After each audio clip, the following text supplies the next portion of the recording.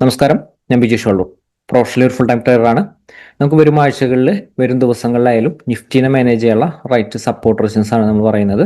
അതേപോലെ തന്നെ നിഫ്റ്റിയുടെ റൈറ്റ് ട്രെൻഡ് എന്താണ്, ലോങ് ടൈം വ്യൂവിൽ നിഫ്റ്റിയുടെ ട്രെൻഡ് എന്താണ്, ഷോർട്ട് ടൈം വ്യൂവിൽ ട്രെൻഡ് എങ്ങനെയാണ്, നമുക്ക് എങ്ങനെയാണ് അത് ഇൻട്രാഡേയിൽ മാനേജ് ചെയ്ത് പ്രോഫിറ്റബിൾ ആക്കുന്നത്, അത്തരം കാര്യങ്ങളാണ് ഇന്നത്തെ വീഡിയോയിൽ പറയാൻ പോകുന്നത്.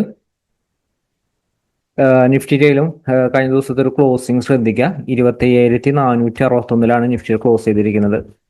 ഇപ്പൊ നിഫ്റ്റിയുടെ ഈ ഒരു ക്ലോസിങ് നമ്മൾ ചെറിയൊരു ടൈം ഫ്രെയിമിലേക്ക് കൊണ്ടുവന്നു കഴിഞ്ഞാൽ നമുക്ക് കുറച്ചും കൂടി ഈസി ആയിട്ട് നമുക്കത് മനസ്സിലാവും, നമുക്കിത് എങ്ങനെയാണ് മാനേജ് ചെയ്യേണ്ടത് എന്നുള്ളത്. നമ്മൾ കഴിഞ്ഞ ആഴ്ചയിൽ ഡിസ്കസ് ചെയ്തത്, കഴിഞ്ഞ ദിവസത്തെ വീഡിയോസ് കാണാത്തവരൊന്ന് കാണുക. നമ്മൾ ഓരോ ദിവസത്തെ മാർക്കറ്റിന്റെ ഒരു മൊമെന്റത്തിനൊപ്പം മൂവ് ചെയ്യുന്ന രീതിയിലാണ് മാർക്കറ്റിന്റെ അനാലിസിസ് നമ്മൾ നൽകുന്നത്. നിഫ്റ്റിയെ കുറിച്ച് നമ്മൾ 1, 2, 3, 4 ഡേയ്സിൽ കണ്ടിന്യൂസ് ആയിട്ട് ഒരു റെഡ് കാൻഡിൽ വന്നപ്പോൾ നമ്മൾ സൂചിപ്പിച്ചായിരുന്നു, ഒരു ഗ്രീൻ കാൻഡിൽ വരാനുള്ള ഒരു സാധ്യത വളരെ കൂടുതലാണ്. അത് നിഫ്റ്റി 25,300, 200 റേഞ്ചിന്റെ അടുത്ത് നിന്നാണ് ആ ഒരു ചാൻസ് കാണുന്നത് നമ്മൾ സൂചിപ്പിച്ചിരുന്നു. കഴിഞ്ഞ ദിവസങ്ങളായാലും നമ്മൾ ഷോർട്ട് സെല്ലേഴ്സിന് അലേർട്ട് നൽകിയിരുന്നു. 27,300 അടുത്ത് എത്തുമ്പോൾ മാത്രം ഷോർട്ട് സെല്ലേഴ്സ് ഒന്ന് അലേർട്ട് ആവണം. കാരണം ആ ഒരു ഏരിയ 27,300, 200 ഏരിയ ആണ് ശരിക്കും റൈറ്റ് സപ്പോർട്ട് വരുന്നത്. ആ ഏരിയ നിഫ്റ്റിയിലും വരും ദിവസങ്ങളിലായാലും വളരെ സ്ട്രോങ് ആയിട്ടുള്ള ഒരു സപ്പോർട്ടാണ്. ട്രെൻഡ് റിവേഴ്സൽ ഏരിയ ആണ്. അപ്പൊ അതുകൊണ്ട് തന്നെ ആ ഒരു ഏരിയ വളരെയധികം ഇമ്പോർട്ടന്റ് ഏരിയ ആണ്. നമുക്ക് കഴിഞ്ഞ ദിവസത്തിൽ നൽകിയിരിക്കുന്ന ഒരു സെറ്റപ്പ് നമുക്ക് നോക്കാം. കാരണം നമുക്ക് വരും ദിവസങ്ങളായാലും നമുക്ക് നിഫ്റ്റിനെ എങ്ങനെയാണ് മാനേജ് ചെയ്യേണ്ടത് എന്നൊക്കെ മനസ്സിലാക്കാനായിട്ട് ഓരോ ദിവസത്തെ മാർക്കറ്റ് നമ്മളെ സഹായിക്കും. 25,438 താഴെയുള്ള ഒരു ഓപ്പണിങ്, 25,430 താഴെയായിരുന്നു നിഫ്റ്റി ഓപ്പൺ ചെയ്തിരുന്നത്. ഇതിന്റെ താഴെയുള്ള ഒരു ഓപ്പണിങ് നിഫ്റ്റിക്ക് ഷോർട്ട് സെല്ലിന്റെ ഓപ്പർച്യൂണിറ്റിക്കാണ് കൂടുതൽ സാധ്യത നൽകേണ്ടത്. 25,430 മുകളിൽ ഒരു ക്യാൻഡിൽ ക്ലോസ് ചെയ്താൽ നമുക്ക് ബൈഡ് ഓപ്പർച്യൂണിറ്റി യൂട്ടിലൈസ് ചെയ്യാം. ഇതായിരുന്നു ഓപ്പണിംഗ് ക്യാൻഡിൽ. എപ്പോഴും പറയുന്നതാണ്, ഓപ്പണിംഗ് ക്യാൻഡിൽ വളരെയധികം ഇമ്പോർട്ടന്റ് ആണ്. നമ്മൾ പറഞ്ഞിരിക്കുന്നത് സപ്പോർട്ട് ബ്രേക്ക് ചെയ്തിട്ടാണ്. അപ്പോൾ സപ്പോർട്ട് ബ്രേക്ക് ചെയ്ത് നിലനിൽക്കുമ്പോൾ നമ്മൾ ഈ ഒരു ലെവലിലൊന്നും നമ്മൾ പിന്നെ സപ്പോർട്ട് നൽകിയിരുന്നില്ല. ഈ ഒരു ലെവലിലൊന്നും റൈറ്റ് സപ്പോർട്ട് നമ്മൾ നൽകിയിരുന്നില്ല. കാരണം നമ്മളത് വളരെ ഇമ്പോർട്ടൻ്റ് ആയിട്ടുള്ള ഒരു സപ്പോർട്ട് ലെവലുകളാണ്, റൈറ്റ് ആയിട്ടുള്ള സപ്പോർട്ട് ലെവലുകളാണ് നമ്മൾ നൽകാറ്. അപ്പോൾ 27,438 താഴെ നിലനിൽക്കുന്ന പ്രോഫിറ്റ് ബുക്കിന് ഒരു സാധ്യതയുണ്ട്. ഇതാണ് നമ്മൾ കഴിഞ്ഞ ദിവസത്തെ വീഡിയോസിൽ അപ്ഡേറ്റ് ചെയ്തിരുന്നത്. ഇതിന്റെ മുകളിൽ മാത്രമാണ് നമുക്ക് ബൈ ഓപ്പർച്യൂണിറ്റി. അപ്പോൾ എപ്പോഴും സപ്പോർട്ട് റെസിസ്റ്റൻസിനെ കൃത്യമായിട്ട് റെസ്പെക്ട് ചെയ്ത് ചെയ്യാൻ ശ്രമിക്കുക. ഓപ്പണിങ്ങിൽ ആ ഒരു 5 മിനിറ്റ് ക്യാനിൽ തന്നെ കൃത്യമായിട്ടുള്ള ഒരു ട്രെൻഡ് നമുക്ക് തന്നിരുന്നു. പക്ഷെ മുകളിലേക്ക് ഈ ഒരു ബൗൺസ് ഒക്കെ നമ്മളെ ഒരു ചോപ്പി മൊമെന്റ് ആണ്. അതൊക്കെ യൂട്ടിലൈസ് ചെയ്ത് കഴിഞ്ഞാൽ നമുക്ക് പ്രോഫിറ്റബിൾ ആകാൻ പറ്റില്ല. അപ്പൊ അതുകൊണ്ടാണ് പറയുന്നത്, ഇപ്പോഴും ആ ഒരു റൈറ്റ് സപ്പോർട്ടിൽ നിന്നുള്ള ഒരു എൻട്രി, റൈറ്റ് സപ്പോർട്ടിൽ നിന്നുള്ള ആ ഒരു എൻട്രി മാത്രമാണ് മാർക്കറ്റിൽ ഹൈലി പ്രോഫിറ്റബിൾ ആയിട്ട് നമുക്ക് നിലനിൽക്കാൻ സാധിക്കുന്നത്. അതിനുശേഷം അതിൽ 27,438 അടുത്ത് നിന്നൊരു ഫാള് വന്നതിന് ശേഷം 27,310 നമ്മൾ നൽകിയിരുന്ന സപ്പോർട്ട്. പക്ഷെ 310 എത്തിയില്ല, 330 തന്നെ ആ ഒരു ബൗൺസ് തുടങ്ങി.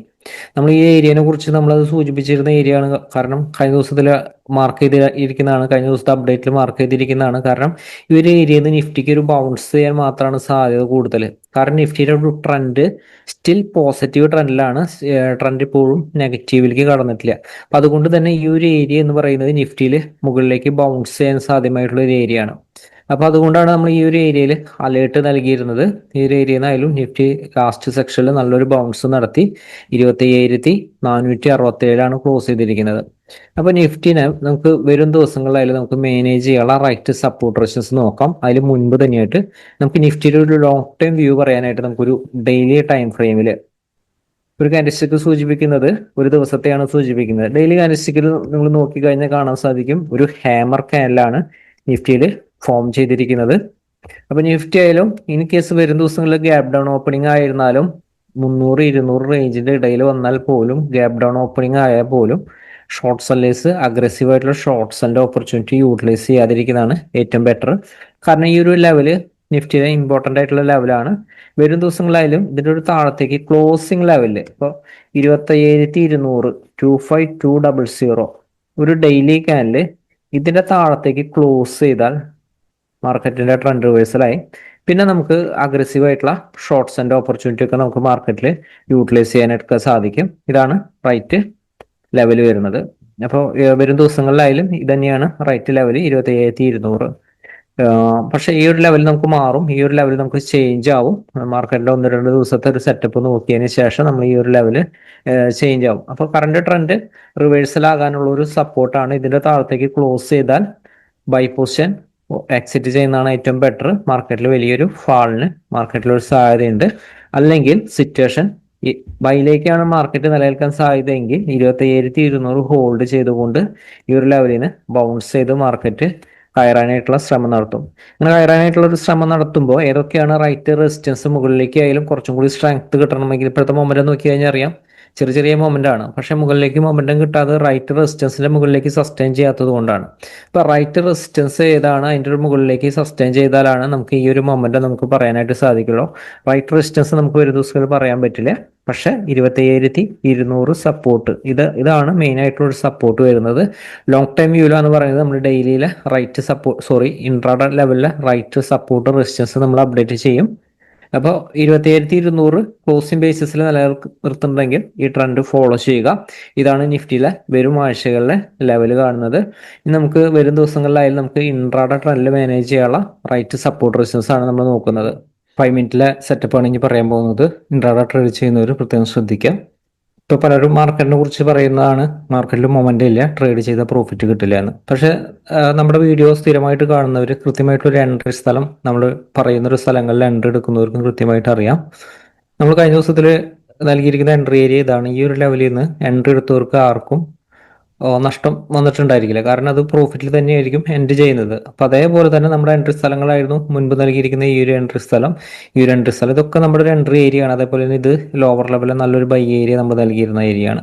ഈ ഒരു ഏരിയകളിൽ നിന്ന് നമുക്ക് ബൈ ഓപ്പർച്യൂണിറ്റിയോ ഷോർട്ട് സെൻഡ് ഓപ്പർച്യൂണിറ്റിയോ നമ്മൾ യൂട്ടിലൈസ് ചെയ്യുമ്പോൾ നമുക്ക് ഒരിക്കലും നമുക്ക് നഷ്ടം സംഭവിക്കില്ല. അതായത് മൊമെന്റം ഇല്ല എന്നുള്ള ഒരു പരാതി ഒരിക്കലും ലഭിക്കില്ല. അപ്പൊ എപ്പോഴും ശ്രദ്ധിക്കേണ്ടത് നമ്മൾ ഇമ്പോർട്ടൻ്റ് ആയിട്ടുള്ള ലെവൽസ് ആണ് ശ്രദ്ധിക്കുന്നത്. നമ്മൾ ഈ ഒരു ലെവലിൽ താൽക്കാലികമായിട്ടുള്ള ഒരു ചെറിയൊരു ബൗൺസിനേക്കാൾ നല്ലത് ഏറ്റവും നല്ല സപ്പോർട്ടിൽ നിന്നുള്ള ഒരു ബൗൺസ് അല്ലെങ്കിൽ റെസിസ്റ്റൻസിൽ നിന്നുള്ള ഫാള്, ഷോർട്ട്സ് ആൻഡ് ഓപ്പർച്യൂണിറ്റി, ഇതൊക്കെയാണ് ശരിക്കും മൊമെന്റം ഓപ്പർച്യൂണിറ്റി വരുന്നത്.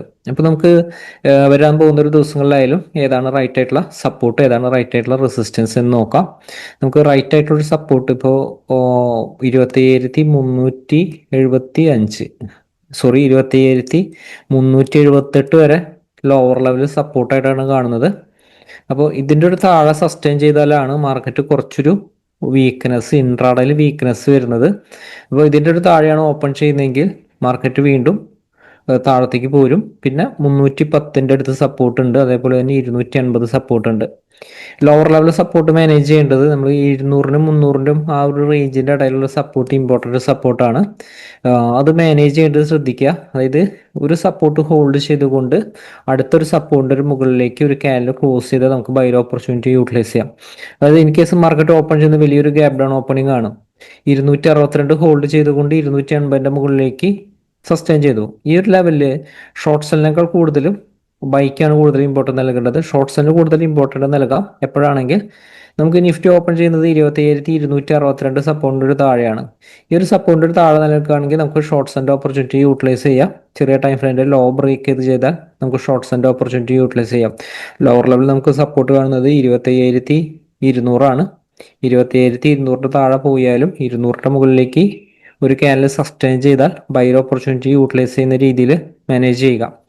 അപ്പോൾ അതേപോലെ തന്നെ നമുക്കൊരു ഹയർ ലെവൽ നോക്കാം. അപ്പോൾ നിഫ്റ്റി ഓപ്പൺ ചെയ്യുന്നത് ഈ പറയുന്ന ഒരു റേഞ്ചിലല്ല, ഈ ഒരു സപ്പോർട്ട് റെസിസ്റ്റൻസ് റേഞ്ചിലല്ലെങ്കിൽ റൈറ്റ് എൻട്രിക്കായിട്ട് വെയിറ്റ് ചെയ്യുക. നല്ല സപ്പോർട്ട് എന്നുള്ളൊരു എൻട്രി ആയിരിക്കും നമുക്ക് റൈറ്റ് ആയിട്ടുള്ള ഓപ്പർച്യൂണിറ്റി നമുക്ക് നൽകുന്നത്. അതേപോലെ തന്നെ ഹയർ ലെവലായാലും നിഫ്റ്റിക്ക് 25,465 കഴിഞ്ഞ ദിവസത്തിൽ നൽകിയിരിക്കുന്ന റെസിസ്റ്റൻസ് ആണ്. ആ ഒരു റെസിസ്റ്റൻസ് ഏരിയ ആണിത്. ആ ഒരു റെസിസ്റ്റൻസിന്റെ ഒരു മുകളിലാണ് നിലനിൽക്കുന്നതെങ്കിൽ ബൈ ഓപ്പർച്യൂണിറ്റി ചെറിയ ടൈം ഫ്രെയിമിൽ കിട്ടിക്കഴിഞ്ഞാൽ യൂട്ടിലൈസ് ചെയ്യുക. ഇതിന് മുകളിൽ സസ്റ്റെയിൻ ചെയ്താൽ വീണ്ടും 25,550 575 മുകളിലേക്ക് എത്തും. ഇത് ഹയർ ലെവൽ റെസിസ്റ്റൻസിന്റെ മുകളിലേക്ക് എത്തും. ഈ ഒരു ലെവലൊക്കെ സ്ട്രോങ് റെസിസ്റ്റൻസ് സോൺ ആണ്. അതാണ് ഞാൻ ജസ്റ്റ് അത് മാർക്ക് ചെയ്തിരിക്കുന്നത്. നമുക്കത് മാനേജ് ചെയ്യാനായിട്ട് ഈസി ആക്കി തരാം. 25,550 താഴത്തേക്ക് ഒരു ക്യാൻഡിൽ ക്ലോസ് ചെയ്താൽ ഷോർട്ട് സെൻഡ് ഓപ്പർച്യൂണിറ്റി യൂട്ടിലൈസ് ചെയ്യാം. ഇതേപോലെ തന്നെ ഹയർ ലെവലായാലും 25,600 മുകളിലാണ് ഓപ്പൺ ചെയ്യുന്നത്. തിരിച്ചിന്റെ താഴത്തേക്ക് 25,575 അടുത്ത സപ്പോർട്ടിന്റെ താഴത്തേക്ക് ക്ലോസ് ചെയ്യണം. 25,575 താഴത്തേക്ക് ക്ലോസ് ചെയ്താൽ ഓപ്പർച്യൂണിറ്റി യൂട്ടിലൈസ് ചെയ്യാം. നമുക്ക് ഈ ഒരു ലെവലിൽ മാർക്കറ്റ് എത്തുന്ന ഒരു സമയത്ത് നമുക്ക് എന്തുകൊണ്ടാണ് ഇങ്ങനെ നമ്മൾ സപ്പോർട്ട് റെസിസ്റ്റൻസ് മാർക്ക് ചെയ്തത് നമുക്കത് മനസ്സിലാവും. നമുക്ക് ക്വിക്കായിട്ട് ഒരു എൻട്രി ലഭിക്കാൻ വേണ്ടിയിട്ടാണ്. ഇൻ കേസ് 27,575 മുകളിലാണെങ്കിൽ അടുത്ത റെസിസ്റ്റൻസിന് മുകളിലേക്ക് സസ്റ്റെയിൻ ചെയ്താൽ ബൈ ഓപ്പർച്യൂണിറ്റി യൂട്ടിലൈസ് ചെയ്യാം. അടുത്ത റെസിസ്റ്റൻസ് വരുന്നത് 25,590 ആണ്. സോറി 588. 580 മുകളിൽ ഒരു ക്യാൻഡിൽ ക്ലോസ് ചെയ്താൽ 575 സ്റ്റോപ്പ് ലോസ് പ്ലേസ് ചെയ്തുകൊണ്ട് നമുക്ക് ബൈ ഓപ്പർച്യൂണിറ്റി യൂട്ടിലൈസ് ചെയ്യാം. വീണ്ടും റെസിസ്റ്റൻസ് 610, 620 എന്ന് പറയുന്ന റേഞ്ച് സ്ട്രോങ് ആയിട്ടുള്ള റെസിസ്റ്റൻസ്. വരാൻ പോകുന്ന ദിവസത്തെ ഒരു ക്ലോസിംഗ് അനുസരിച്ച് ഈ ഒരു സപ്പോർട്ട് റെസിസ്റ്റൻസ് നമുക്ക് ചെറിയൊരു അപ്ഡേഷൻ നൽകും.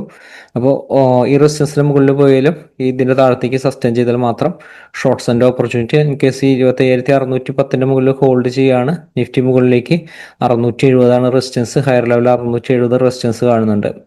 ഇപ്പൊ നിഫ്റ്റി ആയാലും ഓപ്പൺ ചെയ്യുന്ന ഗ്യാപ്പ് അപ്പ് ഓപ്പണിംഗ് ആണ്. വലിയൊരു ഗ്യാപ്പ് അപ്പ് ഓപ്പണിംഗ് ആണെങ്കിൽ പ്രത്യേകം ശ്രദ്ധിക്കുക. റെസിസ്റ്റൻസിന്റെ അടുത്ത് പോയിട്ട് തിരിച്ചു വരാനായിട്ട്, ഷോർട്ട്സിന്റെ ഓപ്പർച്യൂണിറ്റി ആണെങ്കിൽ റെസിസ്റ്റൻസിന്റെ അടുത്ത് പോയിട്ട് തിരിച്ചു വരാനായിട്ട് വെയിറ്റ് ചെയ്യുക. അതാണ് റൈറ്റ് ആയിട്ട് ഒരു ഓപ്പർച്യൂണിറ്റി വരുന്നത്.